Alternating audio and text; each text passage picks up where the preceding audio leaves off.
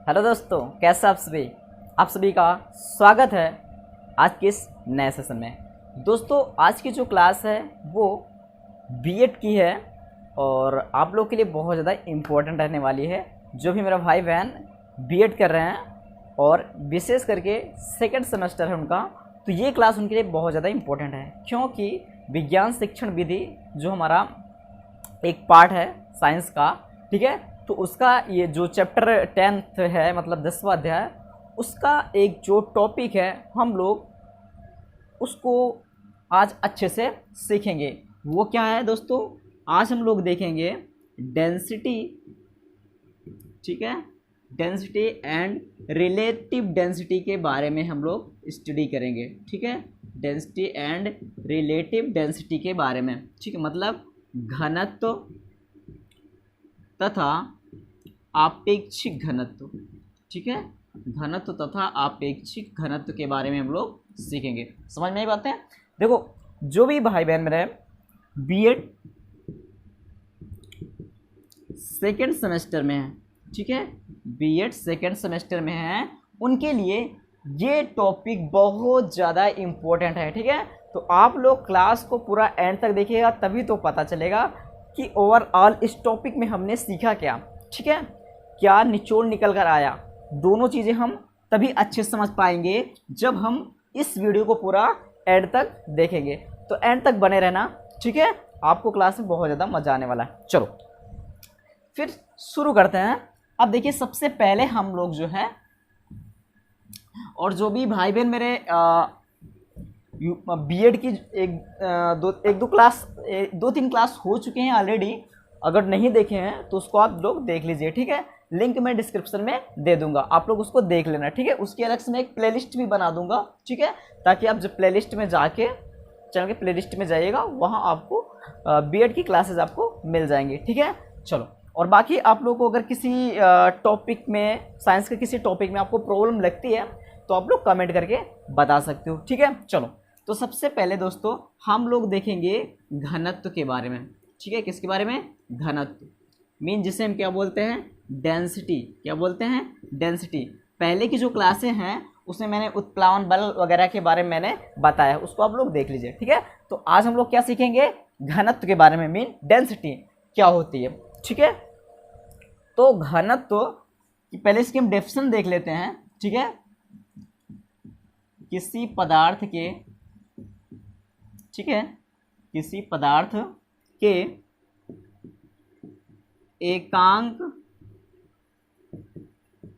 आयतन का द्रव्यमान, एकांक आयतन का द्रव्यमान घनत्व कहलाता है, ठीक है। मीन उस पदार्थ का क्या कहलाता है? घनत्व कहलाता है, ठीक है। किसी पदार्थ के एकांक आयतन का द्रव्यमान, ठीक है, उस पदार्थ का क्या कहलाता है? घनत्व कहलाता है, ठीक है। मैंने यहाँ पर उस पदार्थ को नहीं लिखा, आप लोग इस बात को समझ लीजिएगा, ठीक है, बहुत कॉमन सी बात है, ठीक है। तो किसी पदार्थ के एकांक आयतन का जो द्रव्यमान होता है, मतलब जो यूनिट वॉल्यूम होता है, ठीक है, यूनिट वॉल्यूम, मतलब कोई भी हमारा पदार्थ है, ठीक है, कोई भी हमारा सब्सटेंस है, कोई भी हमारा पदार्थ है, तो अब क्या है, उसका जो भी वॉल्यूम है, जो भी आयतन है, तो उस पर्टिकुलर उस आयतन का जो भी मास है, जो भी द्रव्यमान है, वही उसका क्या कहलाता है? घनत्व कहलाता है, ठीक है, वही उसका क्या कहलाता है? घनत्व कहलाता है। तो अब यहाँ पर हम देखेंगे घनत्व बराबर क्या होता है? घनत्व बराबर आपका क्या हो जाएगा? घनत्व बराबर आपका हो जाएगा द्रव्यमान बटा आयतन, ठीक है। क्या हो जाएगा? द्रव्यमान बटा आयतन होता है, ठीक है। मतलब यहाँ पर हमने क्या बोला कि एकांक आयतन का जो द्रव्यमान होता है वही उसका क्या कहलाता है? घनत्व कहलाता है। मीन हम लोग यहाँ पर क्या देखें? Density is equal mass upon आपका क्या हो जाएगा? वॉल्यूम। मास अपॉन क्या हो जाएगा? वॉल्यूम, ठीक है मेरे भाई। इतनी बातें समझ में ना आप लोग को, ठीक है, इतनी बातें आप लोग को समझ में आ गई होंगी। चलो अब आगे देखें। अब मैं पूछूं कि इसकी यूनिट क्या होगी, ठीक है। डेंसिटी मतलब घनत्व का जो यूनिट होता है, मतलब घनत्व का जो मात्रक होता है वो क्या होगा? घनत्व का मात्रक। तो घनत्व का मात्रक देखिए, अब यहाँ पर आपको एक चीज़ समझना पड़ेगा भाई, ठीक है। यहाँ पर देखिए जो हमारी पद्धतियाँ होती हैं उसके बेसिस पे अगर हम देखते हैं, देखो हमारी जो पद्धतियाँ होती हैं वो 3 पद्धतियाँ होती है, ठीक है। आप लोग थोड़ा इस बात को समझो, इसको मैं एडिट कर दे रहा हूँ, ठीक है, आप लोग इसको नोट कर सकते हो, ठीक है। चलो, या इसका स्क्रीनशॉट ले सकते हो, ठीक है, जो मर्जी आपकी। तो यहाँ पर देखिए मैंने क्या लिखा, घनत्व इक्वल, मतलब घनत्व बराबर आपका क्या होता है, द्रव्यमान अपॉन आयतन, ठीक है। तो यहाँ पर अगर मैं इसकी मात्रक की बात करूँ तो द्रव्यमान का मात्रक क्या होता है, तो द्रव्यमान का मात्रक क्या होता है, किलोग्राम, और आयतन का मात्रक क्या होता है, ठीक है, आयतन का मात्रक क्या होता है, तो आयतन का मात्रक होता है मीटर, तो क्या हो गया, किलोग्राम प्रति घन मीटर, यही इसका क्या हो गया, घनत्व का मात्रक हो गया। बट मैं पूछूं कि ये जो आपका किलोग्राम, ठीक है, किलोग्राम प्रति घन मीटर है, ये आपका किस पद्धति का मात्रक है, क्योंकि जो हमारी मापन की जो पद्धतियां हैं वो कितनी हैं, आप सबको पता होगा। एक है MKS पद्धति, MKS सिस्टम, उसके बाद आपका दूसरा क्या है आपका CGS पद्धति, तीसरा आपका क्या है FPS पद्धति। मतलब MKS पद्धति में जो आपका लंबाई होता है, ठीक है, लंबाई का मात्रक क्या होता है, मीटर होता है, क्या होता है दोस्तों, मीटर होता है। उसके बाद आपका जो द्रव्यमान होता है, मीन मास, उसका मात्रक क्या होता है, उसका मात्रक होता है किलोग्राम, ठीक है, उसका मात्रक क्या होता है, किलोग्राम। उसके बाद आपका टाइम जो होता है, टाइम का मात्रक क्या होता है, सेकंड होता है, क्या होता है, सेकंड होता है। समझ में आई बात। उसके बाद यही हम बात कर लेते हैं इन्हीं चीज़ों को, ठीक है, जो आपका ये क्या है, लेंथ, मास और टाइम, ठीक है। मैं किसके बारे में बात कर रहा हूँ, लेंथ, मास एंड टाइम। तो MKS पद्धति में लंबाई का मात्रक क्या होता है, मीटर होता है, और द्रव्यमान का मात्रक क्या होता है, किलोग्राम होता है, और टाइम मीन समय का मात्रक क्या होता है, सेकंड होता है। वहीं हम बात करें CGS पद्धति में, तो CGS पद्धति में आपका लंबाई का मात्रक क्या हो जाता है, सेंटीमीटर हो जाता है, क्या हो जाता है, सेंटीमीटर हो जाता है। उसके बाद आपका द्रव्यमान का मात्रक क्या हो जाता है, ग्राम हो जाता है। यहाँ पर क्या था, किलोग्राम, लेकिन यहाँ पर क्या हो गया, ग्राम। उसके बाद फिर से टाइम का मात्रक यहाँ पर क्या होता है दोस्तों, सेकंड ही होता है। उसके बाद बात करें FPS पद्धति में, तो FPS पद्धति में इसका होता है फुट, लंबाई का मात्रक क्या होता है, फुट होता है। और उसके बाद जो आपका द्रव्यमान है, द्रव्यमान का मात्रक क्या होता है, पाउंड होता है, क्या होता है, पाउंड होता है। उसके बाद आपका टाइम का मात्रक क्या होता है, सेकंड होता है, क्या होता है, सेकंड होता है। तो ये आपकी मापन की जो 3 पद्धतियां हैं, इनको आपको अच्छे से समझ के चलना पड़ेगा। समझना क्या है, ये चीज़ आप क्लास 9 से पढ़ते आ रहे हो मेरे भाई, अब तो आप BEd कर रहे हो, मतलब अब आप इन्हीं 9th के बच्चों को पढ़ाने लायक हो गए हो, ठीक है। आप इन्हीं 9th के बच्चों को पढ़ाओगे तो ये चीज़ तो ओवरऑल आप सबको पता ही होगा, कोई नई चीज़ नहीं है, ठीक है, ठीक है मेरे भाई। चलो, आप सबको चीज़ें पता होंगी, चलो पता होंगी, नहीं पता है आप लोगों को, ठीक है, क्योंकि ये सारी चीज़ें बच्चों को 9th से सिखाई जाती हैं। जो भी बच्चा साइंस और मतलब साइंस पढ़ता है, ठीक है, साइंस तो हर कोई बच्चा पढ़ता ही है, तो कहने का मतलब क्या है कि उसको 9th से सारी चीज़ें सिखाई जाती हैं। तो जब आप 9th से चीज़ें सीखते आ रहे हो तो ओवरऑल आपको चीज़ें पता ही होंगी। जैसे आप देखते हो कि आपका जो बल वगैरह होता है, ठीक है, बल का मात्रक क्या होता है, MKS पद्धति में न्यूटन होता है, लेकिन आपका CGS पद्धति में क्या होता है, आपका डाइन हो जाता है। तो इन बातों को आपको ध्यान में रखना है कि जो भी हमारे क्वांटिटीज होती हैं, जो भी हमारी राशियां होती हैं, उनका मीन किस पद्धति में मात्रक क्या होगा, MKS पद्धति में क्या होगा, CGS पद्धति में क्या होगा, और FPS पद्धति में क्या होगा। इस चीज़ को आपको ध्यान में रखना है। तो आई होप ये बातें आपको समझ में आ गई होंगी, ठीक है। तो अब देखो जरा, अब देखो यहाँ पर ध्यान से देखिए कि आपका जब आपका मैंने MKS पद्धति लिया, तो MKS पद्धति में आपका मात्रक क्या हुआ, किलोग्राम प्रति घन मीटर, या फिर इसको हम क्या लिख सकते हैं, इसको हम क्या लिख सकते हैं, ग्राम प्रति घन सेंटीमीटर, क्योंकि अब ये किस में हो गया, CGS पद्धति में हो गया मेरे दोस्तों, किस में हो गया, CGS पद्धति में। आई होप ये बातें आपको समझ में आ गई होंगी, ठीक है। चलो आगे बढ़ते हैं।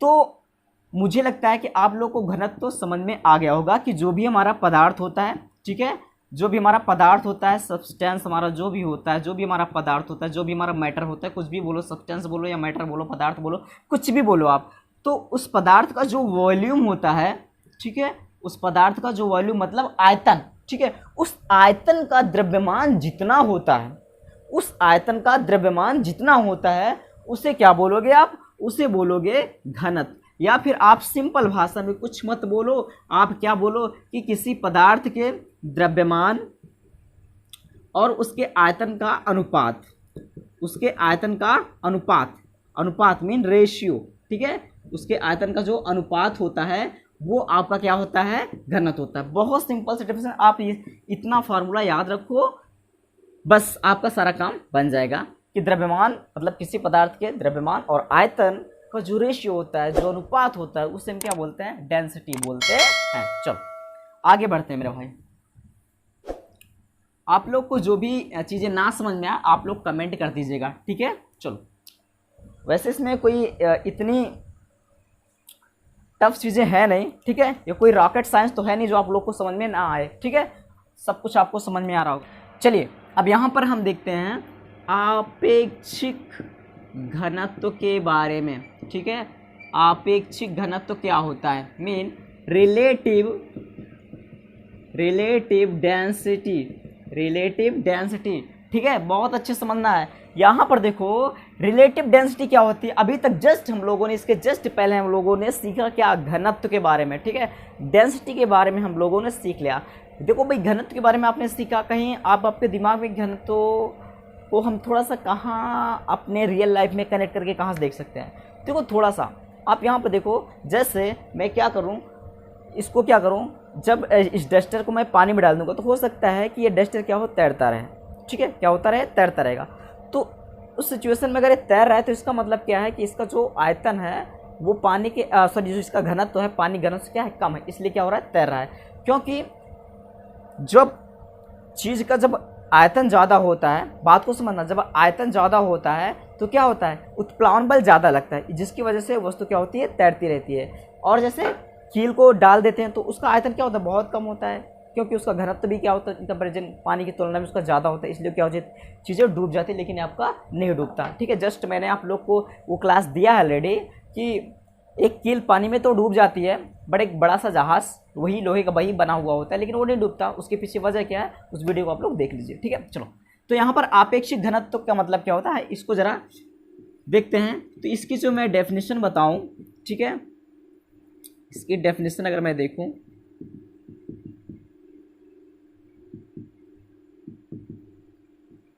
वो क्या होता है कि पदार्थ मतलब किसी पदार्थ का घनत्व, जो भी मतलब पार्टिकुलर जिस पदार्थ के बारे में हम बात कर रहे हैं, ठीक है, जिस पदार्थ के बारे में हम लोग बात कर रहे हैं, तो किसी पदार्थ के घनत्व तथा जल के घनत्व के अनुपात को आपेक्षिक घनत्व कहते हैं, ठीक है, क्या कहते हैं, आपेक्षिक घनत्व कहते हैं।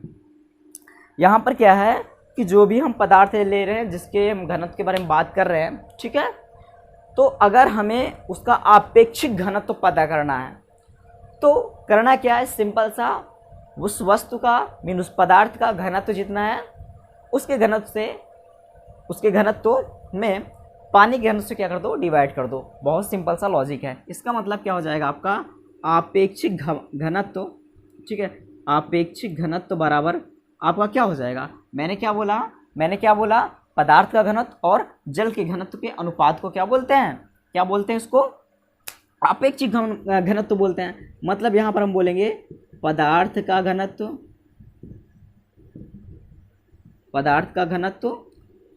अपॉन जल का घनत्व, ठीक है मेरे भाई, यही है आपका फॉर्मूला आपेक्षिक घनत्व का, ठीक है, यही आपका क्या है, फॉर्मूला आपेक्षिक घनत्व का, ठीक है। अभी इसको आप लोग से स्क्रीनशॉट ले लीजिए, आगे बढ़ते हैं। अब देखो थोड़ा सा इसको और अच्छे समझो आप, जो मैंने आपेक्षिक घनत्व लिखा है इसको मैं इस तरीके से भी लिख सकता हूँ, ठीक है, इसको मैं इस तरीके से भी लिख सकता हूँ, क्या लिखूँगा, पदार्थ के किसी आयतन का द्रव्यमान अपान में अपान में क्या लिखूंगा, जल के समान आयतन का द्रव्यमान। एक तो इस फार्मूले को हम इस तरीके से भी डिफाइन कर सकते हैं, ठीक है, इस तरीके से भी लिख सकते हैं कि मतलब पदार्थ के किसी आयतन का जो द्रव्यमान हम ले रहे हैं, जो भी हमारा पदार्थ है उसका जितना भी आयतन ले रहे हैं, तो उसी के मतलब हिसाब से मतलब जो हमारा जल का आयतन होगा उतना ही मतलब सेम, उतना समान उस वस्तु के समान ही क्या करेंगे हम, जल का आयतन जो है उसका द्रव्यमान ले करके इसमें क्या करते हैं, डिवाइड कर देंगे, ठीक है। तो मतलब इनका जो रेशियो होता है इस तरीके से ये भी हमारा क्या होता है, आपेक्षिक घनत्व तो होता है।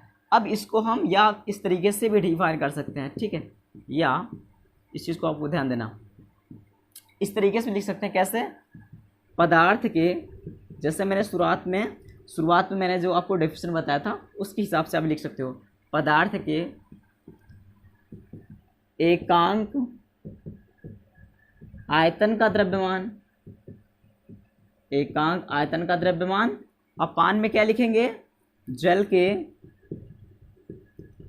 के एकांक आयतन का द्रव्यमान, ठीक है। और या फिर आपको मैंने बताया इस तरीके से भी लिख सकते हो, मतलब पार्टिकुलर, मतलब जो यूनिट वॉल्यूम होता है हमारा उसका मास लेंगे, उस सब्सटेंस का, उस पदार्थ का और वाटर का भी, ठीक है, उसका यूनिट वॉल्यूम लेके उसका द्रव्यमान लेकर के क्या करेंगे, इसमें डिवाइड कर देंगे। तो ठीक है ना, इस तरीके से जो है हमने क्या किया है, यहाँ पर आपेक्षिक घनत्व के बारे में हम लोगों ने देख लिया, ठीक है। तो मैंने इसका आपको 3 फार्मूला बताया, ठीक है। आप इस फार्मूले को याद रखो कि पदार्थ बहुत सिंपल वे में आप, ठीक है, इसको आप डिफाइन कर सकते हो, इसकी डेफिनेशन को बहुत सिंपली आप लिख सकते हो कि पदार्थ का घनत्व और जल का जो घनत्व का जो रेशियो होता है, पदार्थ के घनत्व और जल के घनत्व का जो रेशियो होता है उसे हम क्या बोलते हैं, रिलेटिव डेंसिटी, मतलब आपेक्षिक घनत्व, या फिर आप इन फार्मूले को भी अप्लाई कर सकते हो, ठीक है। अब बात आ जाती है कि भाई डेंसिटी का मैंने यूनिट तो देख लिया, ठीक है, घनत्व का मैंने मात्रक देखा, बट आपेक्षिक घनत्व का मात्रक क्या होगा। तो सुनो, देखो मेरे भाई, यहाँ पर पदार्थ का घनत्व मीन जो उस पदार्थ का जो घनत्व होगा वो भी, मतलब उसका भी जो भी यूनिट निकल के आएगी, जो भी मात्रक निकल के आएगा, और उस जल का घनत्व, तो घनत्व ये भी है, घनत्व ये भी है, तो घनत्व ऊपर वाले का भी, घनत्व नीचे वाले, दोनों के घनत्व की जो भी यूनिट निकल गएगी तो सेम होगी, और दोनों क्या हो जाएगी, कैंसिल हो जाएगी, ठीक है, कैंसिल आउट हो जाएगी। तो यहाँ पर इससे क्या समझ में आता है कि दोनों राशियाँ क्या हैं, सेम हैं। तो जब समान राशि होती है तो उनका मात्रक ऊपर नीचे जब होता है तो क्या होता है, कैंसिल आउट हो जाता है। तो मतलब आपेक्षिक घनत्व का कोई मात्रक नहीं होता है, ठीक है, आपको इस बात को ध्यान में रखना है, ठीक है, आपेक्षिक घनत्व का कोई मात्रक नहीं होता है मेरे भाई, ठीक है। समझ में आप बातें आ गई होंगी आप लोग को, मतलब सिंपल सी बात है मेरे भाई, सिंपल सी बात है। मतलब कि अगर मैं जैसे मैं बात करूँ विकृति, जैसे आपको होता है विकृत, तो विकृत में जैसे आप देखते हो कि ऊपर भी लंबाई, नीचे प्रारंभिक लंबाई और अंतिम लंबाई, तो दोनों लंबाई, दोनों का मात्रक क्या होगा, मीटर अपान मीटर, मीटर से मीटर कैंसिल हो जाएगा, क्या कोई मात्रक ही नहीं बचेगा। समझ में ना बातें, तो ये चीज़ें आपको समझना है। तो आज का जो टॉपिक था, हम लोगों ने 2 चीज़ें सीख लिया। क्या क्या सीखा, डेंसिटी एंड रिलेटिव डेंसिटी, मतलब घनत्व और आपेक्षिक घनत्व के बारे में हम लोग ने सीखा आज, ठीक है दोस्तों। चलो, आप लोग को इन 2 टॉपिक से रिलेटेड कोई भी प्रॉब्लम हो, कोई भी समस्या हो, कोई भी डाउट हो, तो नीचे पड़ा है कमेंट बॉक्स, उसको आप भर दीजिए खचाखच, ठीक है। और ये जो लाल वाला बटन है सब्सक्राइब का, अगर सब्सक्राइब नहीं किया दोस्तों तो इसको आप सब्सक्राइब कर लो, ठीक है, क्योंकि जब आप सब्सक्राइब कर लोगे यार तो आप सबको पता है, बताने की कोई ज़रूरत नहीं, हमारी आपकी मुलाकात हमेशा होती रहेगी। ऐसे जब चले जाओगे यार छोड़ के तो फिर मज़ा नहीं आएगा ना। आप लोग थोड़ा सा यार एक फैमिली को इंक्रीज करते हो, बड़ा बनाते हो, आप लोग चीज़ें जैसे भी आपको लगती हैं उसका फीडबैक देते हो, तो थोड़ा सा मेरा भी हौसला कहीं ना कहीं अफजाई होता है, बढ़ता है। आप ही लोग की वजह से मोटिवेशन और डिमोशन दोनों, ठीक है, डिमोटिवेशन दोनों आता है, ठीक है। तो आप लोग प्लीज़ यार, अगर क्लास अच्छी लगी है तो एक लाइक ज़रूर कीजिएगा, और अपने दोस्तों के साथ शेयर भी जरूर करना, और सब्सक्राइब नहीं किया तो सब्सक्राइब भी कर सकते हो, ठीक है, कर सकते हो नहीं, कर लेना यार दोस्तों, ठीक है, पक्का ना। चलो चलिए क्लास कैसी लगी ये तो ज़रूर बताना, कमेंट में ज़रूर बताना। चलो फिर मिलते हैं अगली क्लास में, तब तक के लिए bye bye, take care, thank you.